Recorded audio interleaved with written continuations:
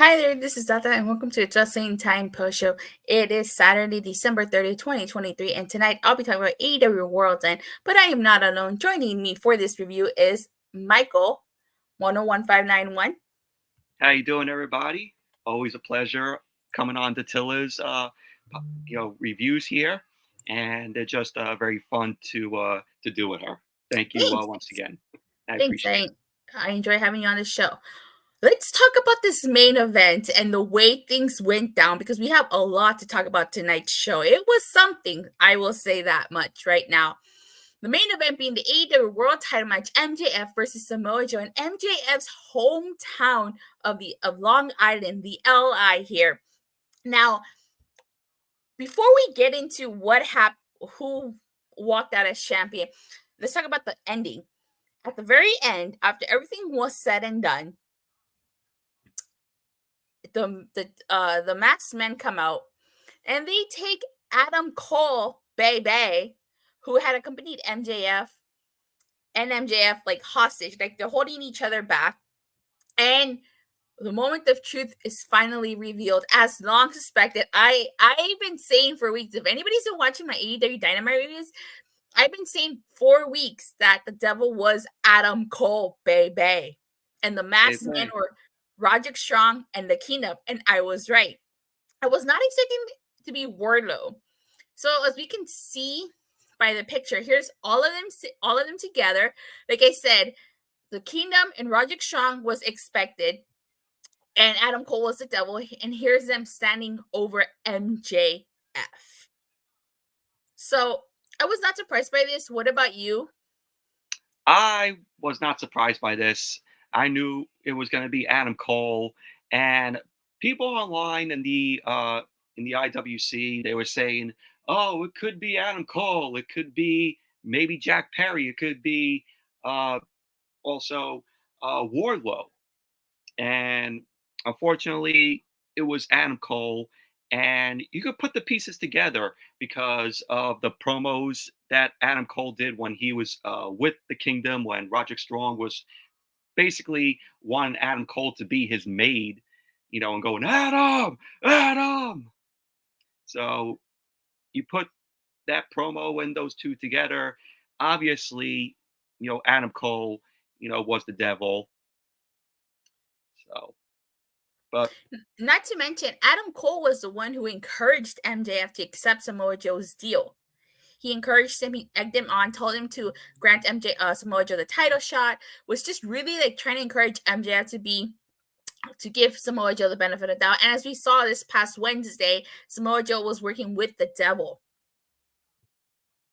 So all signs pointed to be Adam Cole. I understand why some people thought it could have been somebody else, because they said Adam Cole Bay was injured, which I kind of suspected. I'm like, okay, you messed up your ankle. You messed up your ankle of doing that one little spot. Like, okay, and the fact that he was at ringside, I'm like, if you're at ringside, are you really like that hurt? And it sort of like, if you remember on Dynamite, it was MJF and Adam Cole in the ring, and we had the video play on the screen, and it was revealed to be the devil.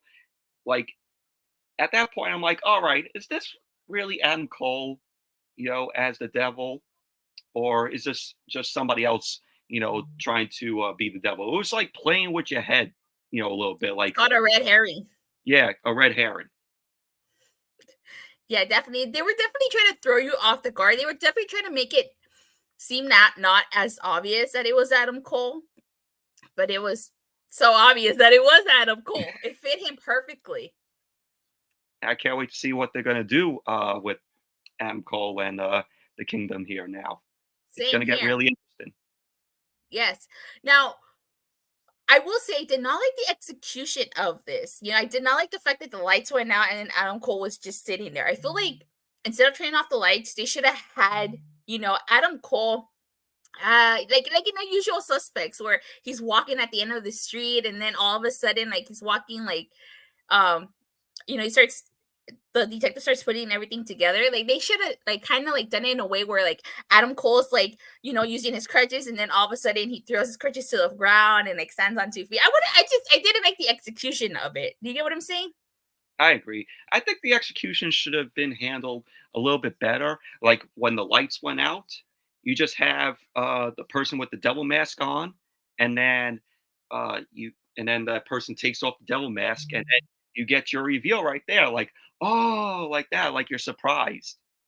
I think that's how the way it should have went down. To add to that, I would have preferred if maybe during the match the masked man came and kidnapped Adam Cole.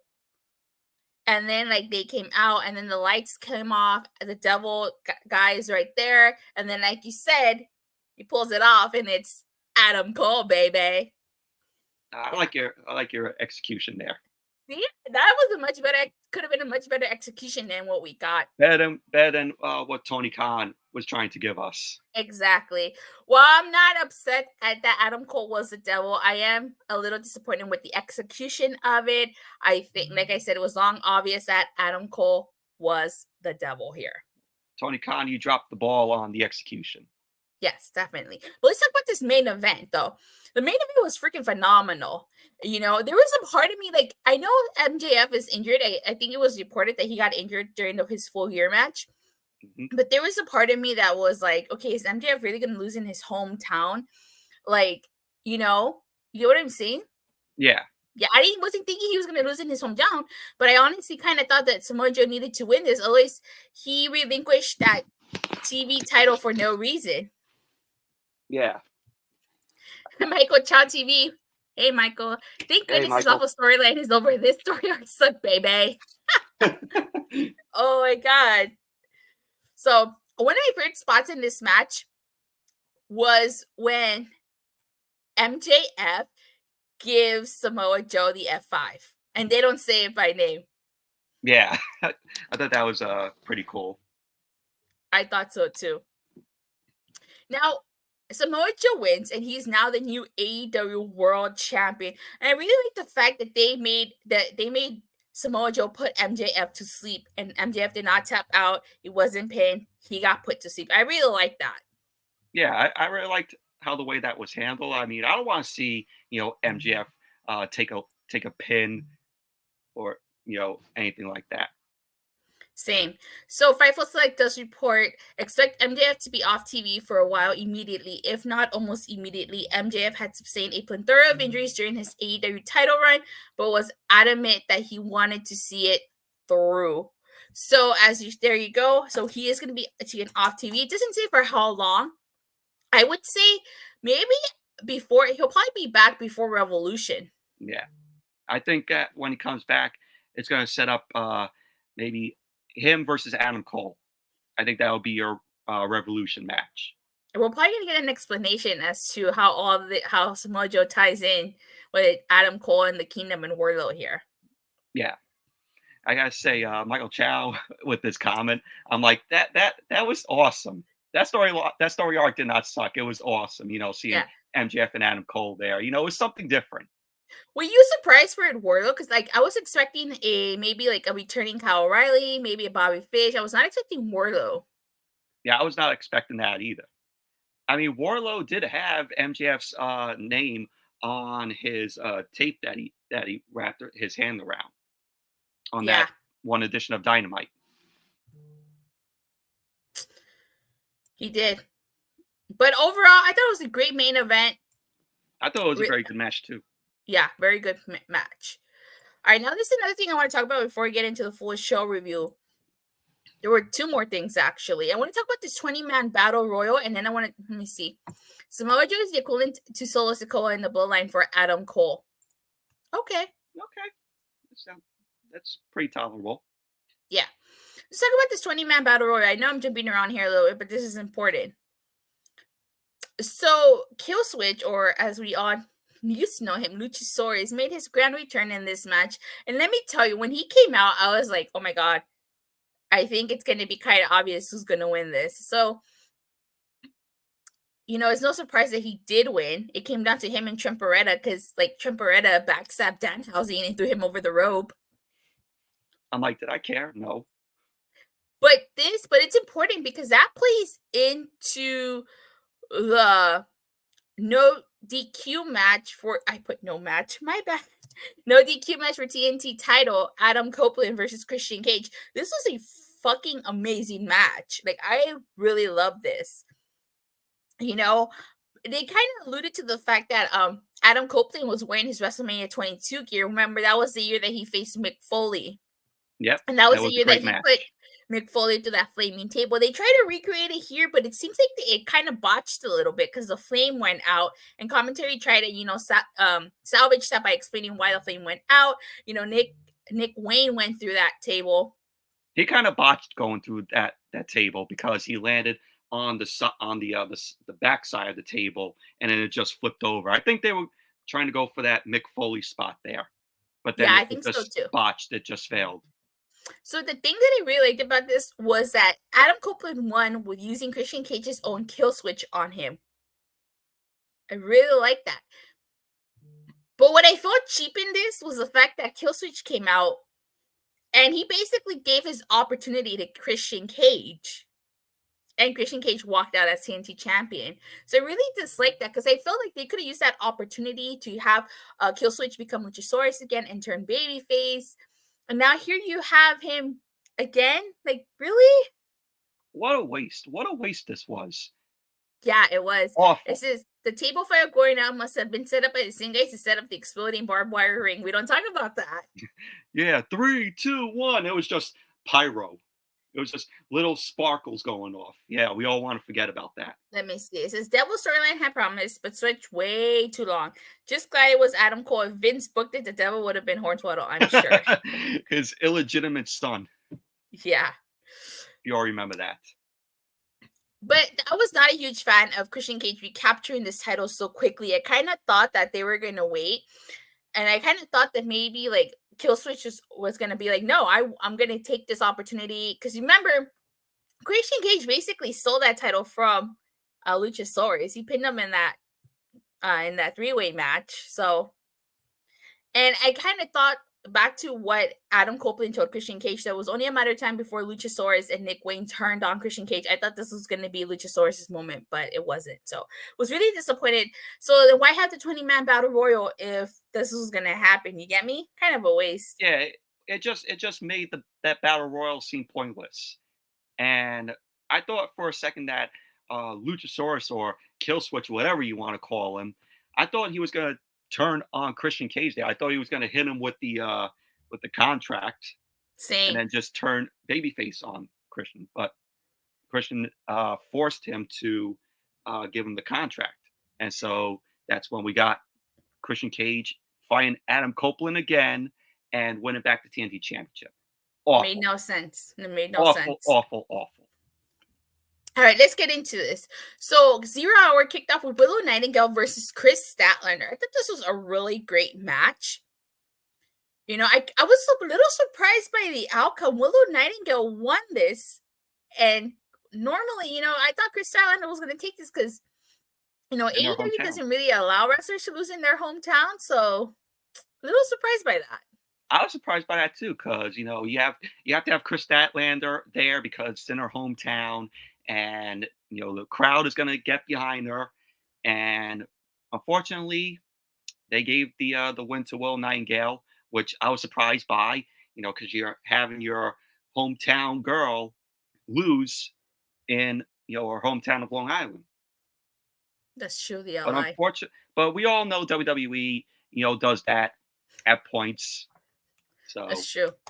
And I really like the fact that at the end both women hug, which is a great sportsmanship, Yeah, it's always great when wrestlers after the match, they have great support for each other.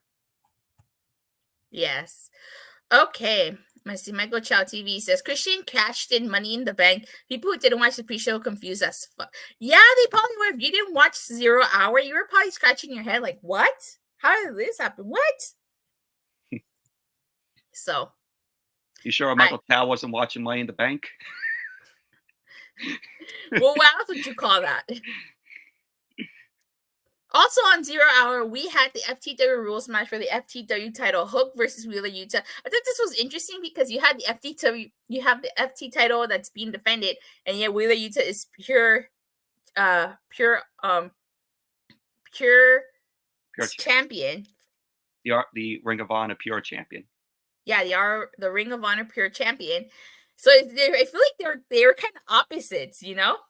Mm-hmm. The titles are opposites of each other. And what did you think of Wheeler Yuta's promo beforehand? I mean, he not only dissed the LI, but he was talking crap about Staten Island. Yeah, dissing the city where I live. So, but Long Island's not really a horrible place to live in or go to. It's actually pretty nice. Got a lot of nice houses out there. It looked nice in that MJF video thing that he did before his entrance. Yeah, I really like that special entrance that MJF got with all those people like talking about him and praising him. Yeah, definitely. So the FTW rules match, it wasn't a bad match. I'm not surprised Hook won by submission. That seems to be Hook's way of winning matches with the Red Rum. So not surprised there. What about you? I thought this was the best match on the 0 Hour pre-show. Really liked I like these rules, these FTW rules matches. I think they're very good. Hook is just great in the ring. Will Yuta, he's really good too. I like that AEW built up Will Yuta from where he used to be before the Blackpool Combat Club, where he was just losing matches. He was considered a jobber. And then when he was put in the Blackpool Combat Club, they started giving him, more of a push. And, he succeeded now that, he's with the Blackpool Combat Club. Yeah, I really like that build and that growth for Wheeler Yuta. So the main card kicked off with what was called an all-star, not the song. Hey now, you're an all-star. An all-star. Get your game on. Rest in peace to one of the other guys who was in the lead singer. The lead singer, yeah. The lead singer of Smash That's our little tribute. Yeah. So an all-star 8-man tag match. It was Brody King, Jay Lethal, Rush, and Jay White versus the team of Claudio Castagnoli, Mark Briscoe, Daniel Garcia, and Bryan Danielson. I don't know when this match was made official, unless I missed it during the pre-show or something. But I thought this was a really fun match. I really liked all the intertwining moments, especially because this came off the heels of the Continental tournament, I really like the opening stuff with Claudio and Rush. I thought that was a really great way to open the match, especially at that moment where they kind of have their stare down. I thought that was a really cool moment. Yeah, I thought that was a cool moment as well. One of the things that I don't know if you caught it, but I did. I really like the fact that Daniel Garcia tagged himself in by tagging Daniel Bryan. Now, if you remember, when Daniel Garcia was kind of in limbo, remember whether he didn't know if he wanted to be a pro wrestler or a sports entertainer. He had that whole feud with Bryan Danielson. I thought that was a nice little throwback because after he tagged himself in, they kind of just looked at each other, Yeah, I thought that was a good moment as well. Same. And Bryan Danielson wearing that eye patch, in the matches that he had. I don't know how he does it because, you're wrestling with a patch on and it must be very hard to see, with one eye, yeah. and the patch covering, one of your eyes. But yeah, Rey Mysterio went through that too in that whole storyline. And Daddy Magic was on commentary and I don't know if you caught it, but Brody King called him a bitch. Yeah, throughout the night, we've heard, some of the wrestlers out there, were using foul language, and the camera and audio didn't pick it up. You just heard it. You just heard it silently. One of the spots I liked, one of the spots that I liked was when Rush marked Daniel Garcia's dancing. He did the whole elbow thing. Yeah. Speaking of Daniel Garcia, he was bleeding from the nose, and commentary even alluded to the fact that maybe he broke his nose here. I would think so. It looked like his nose was broken.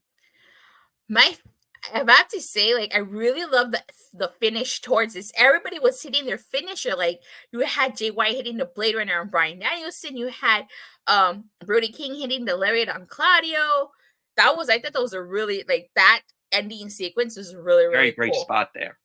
And Daniel Garcia got the win for his team. So Bryan Danielson, Claudio Castagnoli, Mark Briscoe, and Daniel Garcia himself all won this match. And then at the end, Brody King cheap shot at Danny Magic, who was on commentary.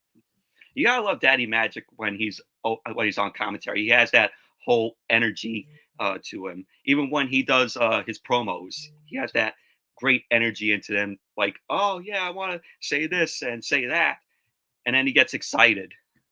Yeah. Michael Chow said All Stars equals the Continental Losers tag match. Ouch. That's Ooh. true though. All these ouch. These they all did lose. But ouch. That's Okay, so next we had Andrade El Idolo versus Miro. Now, I have to say, like, I didn't think this was a bad match.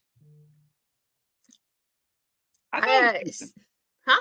I thought it was a decent match. You know, this is Andrade's final match in AEW, and he's going to be on. Oh, sorry. He's going to be on his way back to WWE. There's rumors saying that he could possibly show up on Monday Night Raw this Monday for day one. Yeah, Fightful Select reports that this is expected to be Andrade's last day with AEW, so that the outcome to this match was not a surprise. I do think Andrade will probably go back to WWE. I mean, it makes the most sense. His wife is over there. You know, with Triple H being in charge of creative, you know, maybe he feels he would be booked better this time around. I hope so. Because Andrade was NXT champion when Triple H was running NXT. He was NXT champion, and then when he came to the main roster, he was United States champion. Yeah. And if Andrade, you know, is on, hopefully he's on SmackDown because his wife is on SmackDown. They need to pair Andrade back up with Zelina Vega. I agree. That's the only thing that they have to do for him. But you know something? Andrade's English has gotten a lot better, so he may not need Zelina Vega to speak for him anymore. I mean, do you want to see WWE pairing him up with his wife? No. I wouldn't want to see that either. And you know, it's funny that you mentioned him going to SmackDown because he was wearing blue, white, and black. You know, which I thought was hilarious because SmackDown is blue. Little tease there. Yeah, definitely. So during this match, CJ Berry actually turned on Andrade, especially. But before that, Miro got mad at her because she was cheering for Andrade, and he told her to cheer for her husband. And there was a spot where Andrade was doing that figure 4, turning it into figure 8, but then CJ Perry turned on him and, like, you know, caused him to lose his grip because she, like, kicked his arms or something. And so Miro won this by submission. So, like I said, no surprise there. It's Andrade's last match with AEW, so he put Miro over.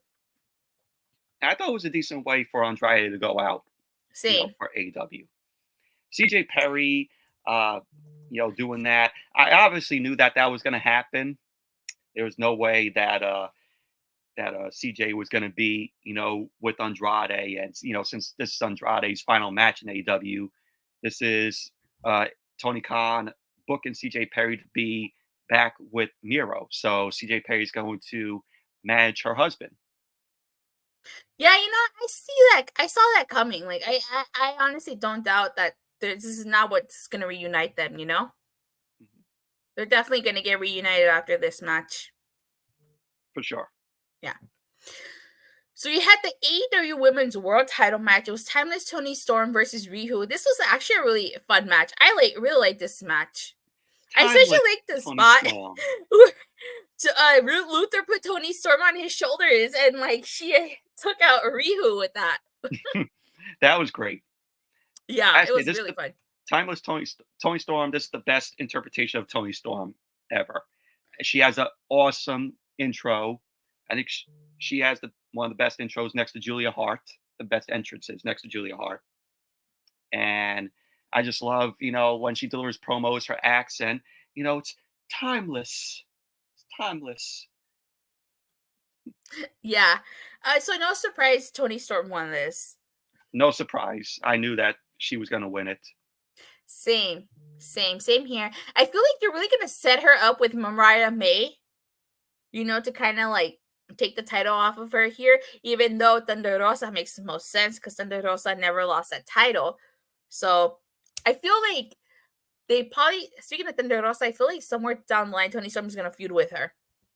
You know what this whole Mariah May and Toni Storm thing reminds me of? Trish What? Stratus and Mickey James. Yeah. I think Yeah. we're going to get that, and then it's going to be Mariah May versus Toni Storm. And maybe it could be for, like a one-on-one match. I definitely think that's what that's gonna lead to, Mariah May versus Toni Storm for that women's title. Yeah. And also, forgot to mention, Luther was ejected from ringside. Tony's not losing that title until Jamie Hayter returns and gets a shot at her. That's true. That Yeah. also could be a possibility. Yeah, Luther got ejected, but like I said, no surprise. Toni Storm won this title. We forgot to talk about this, but we also found out that Serena Deeb is coming back soon. It didn't say when, but she's coming back. Thank God they finally found Serena Deeb. Yeah, where has she been? I'm really happy that she's coming back. She's actually a really great wrestler. So curious to see how she fits into the storyline, though. Yeah, we all missed Serena Deeb. She's, Same. I think, one of the best in the AEW Women's division. She was greatly missed while she was out. Yes. So we get a quick Dante Martin interview where basically he's getting a title match on Wednesday on Dynamite. Yes. That's it. We and get going Swerve against Orange Cassidy, I think. Yeah, against Orange Cassidy. We all know how that's going to go.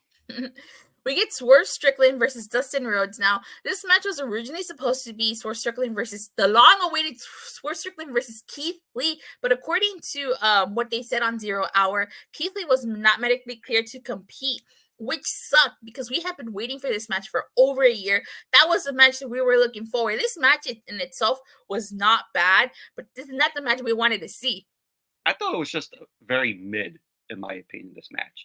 I did really like Dustin's, two-face, face paint that he had. He had one side just his regular, face, and then the other side was painted all red. I really liked that.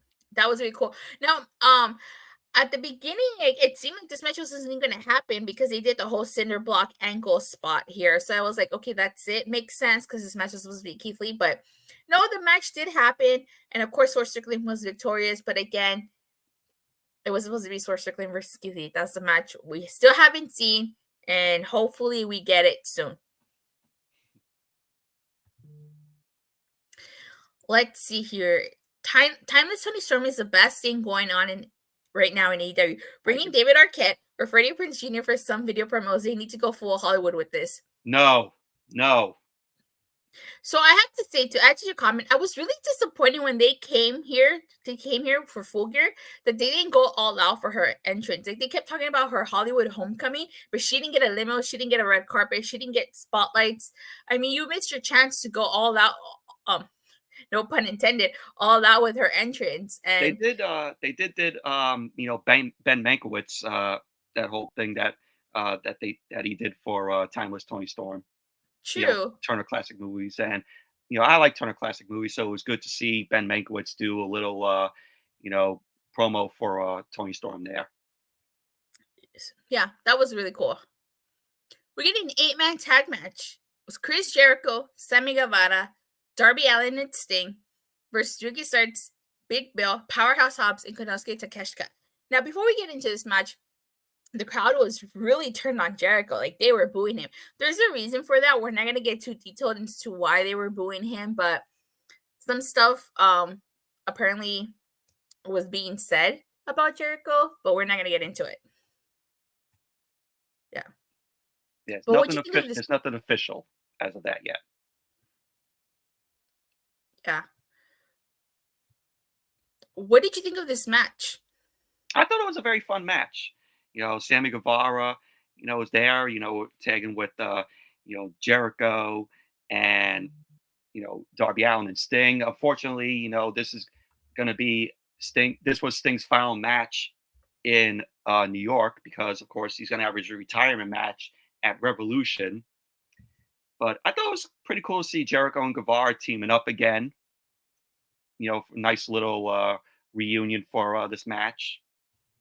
Congrats to Sammy Guevara, having, him and Timello had, their child. But I thought Takeshita and Hobbs, were very good in it. I like this whole new look that they have for Takeshita. Now he's with the Don Callis family. And Starks and Big Bill, I have to say, in my opinion, they're a pretty, sort of awkward put together tag team, in my opinion. One of my favorite spots in this match was when Powerhouse Hobbs and Big Bill grabbed Darby out and they just started swinging him. And they threw him across the ring. I thought that was so hilarious. That was. And this was, of course, in Big Bill's hometown. Oh, he's also from LA? I think he's from Long Island. He's from New York. I really like when Ricky Starks mocked Sting by doing the Stinger Splash because he missed. And that one spot where Don Callis was trying to come in and Sting caught him. And he's like, oh, and then he runs out of the ring. Yeah, that was fun. Oh, but Sammy Guevara got the win for his team after he hit the GTH to Ricky Starks and the shooting star press. So Chris Jericho, Sammy Guevara, Darby Allin, and Sting were all victorious here. So I did enjoy the match. I thought it was a fun match. We get the house rules for TBS. For the TBS Championship is Julia Hart versus Abaddon.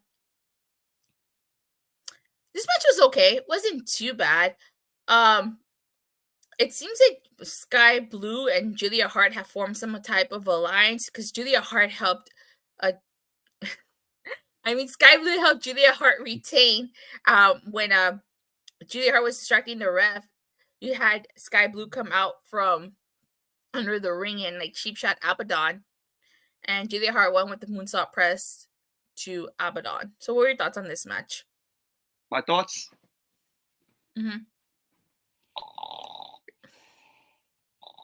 That was my thoughts on this match. This match should not have been on the show. It should have been on a random episode of Rampage or Collision. This match did not scream a pay-per-view worthy match. I have to say I did like the fact that we got 3 women's matches on tonight's show. And then from what I heard, Abaddon, I think a few weeks ago on Collision, she got on the mic. This is from what I heard. I did not watch it. She got on the mic, and then when she got on the mic, all you just heard from her was, "Ugh." I don't remember that. I don't think I watched that episode of Collision. Yeah, that's true. Somebody mentioned that. That she got on the mic, and all you just heard was her go, "Ugh." I'm like, really? All right. Afterwards, you get the Continental Classic Tournament final match. Eddie Kingston versus Jon Moxley. Wow, this was also a great match. I really like this match. I really like how they were throwing each other with headbutts, open palm strikes, the chops. Damn, they were really going at it here.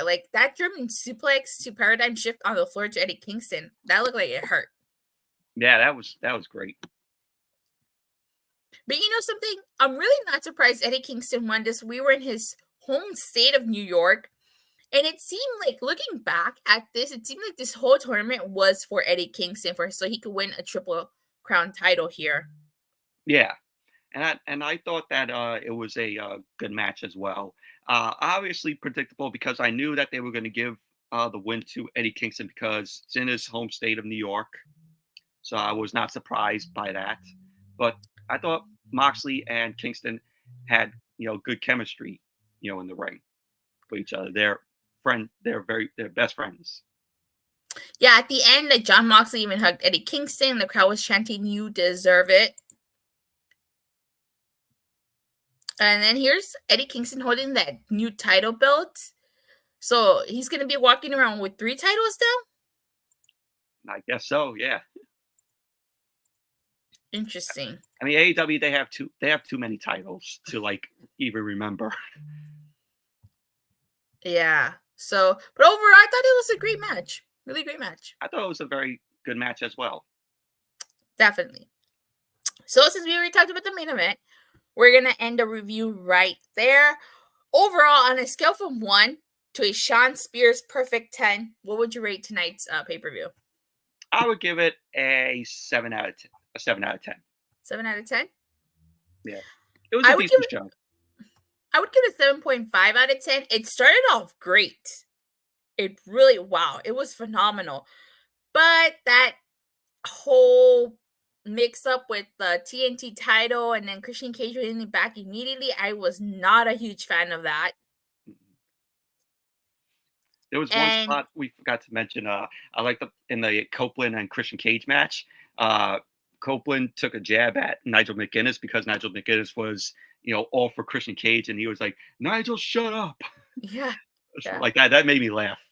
Same. And I take Nigel McGuinness and Corey Graves, on doing commentary over Kevin Patrick. I think Kevin Patrick is awful on commentary. I think anybody's better than Kevin Patrick. Yeah, he is awful. And I also didn't like the execution of the reveal of Adam Cole. I feel like the execution could have been better. If it wasn't for that, if it wasn't for the execution and the whole thing that happened with the TNT title, this would have been a Shawn Spears perfect 10. I would agree on that. But yeah, so that's why I had to get a 7.5. But what did you guys think of tonight's show? Did you guys have a favorite match? What did you guys think of the of Adam Cole's reveal of the devil, the whole TNT title debacle? Let me know in the live chat or in the comment section down below. Michael, where can people find you on YouTube? Well, you could find me at my YouTube channel here, Michael101591.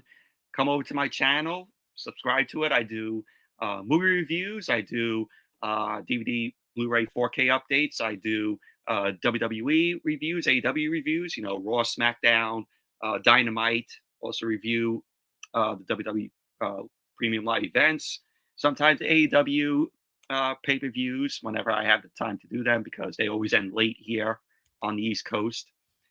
So I also review. I also do old school commercials. Upload them. Very nostalgic.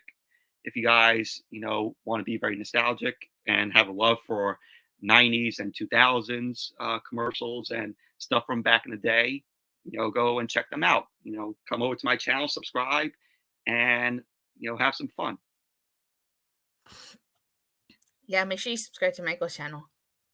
And, as for my and it's always, like I said at the beginning, a pleasure for for having me do these reviews. It's just a blast doing them, and just talking about pro wrestling, and it's always a joy to come on here.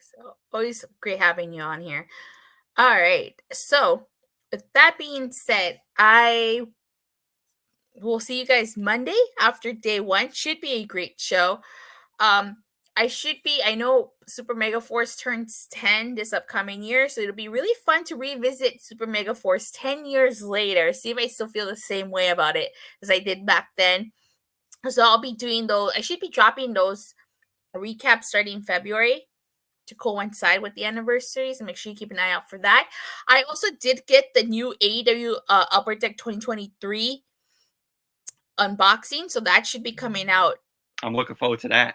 In January, the second, if not the first week, the second week of January. Definitely keep you guys updated. So with that being said, don't forget to like and subscribe. Make sure you hit that bell so you get notified whenever I go live or release a new video. And I'll see you guys Monday after Monday Night Raw. Bye. Night.